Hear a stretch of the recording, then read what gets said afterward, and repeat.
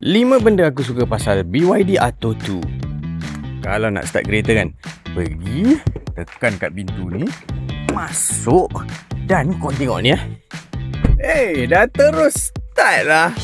Power lah. Aircon kuat sangat, kontrol dia senang je. Tap 3 jari kiri kanan untuk kontrol fan.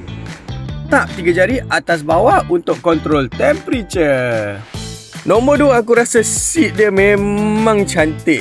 Design dia lawa, lepas tu dia ada macam jahitan warna kuning. Racy. Korang tengok boot space dia. Ada basikal. Nampak macam kecil, tapi korang tarik ni, tolak ke bawah. Tu dia, lagi banyak space.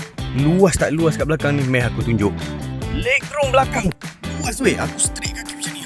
Siap masuk seat depan. Walaupun aircon van dia ada satu je, tapi still berfungsi. 3 benda je yang aku tak suka pasal Atto 2 ni. Max range yang aku dapat hanya 280km. 300km boleh dapat. Boleh lah kalau kaki ringan.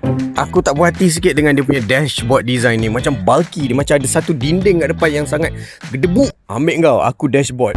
Masalah yang terakhir sekali aku ada dengan kereta ni, harga dia 100,000.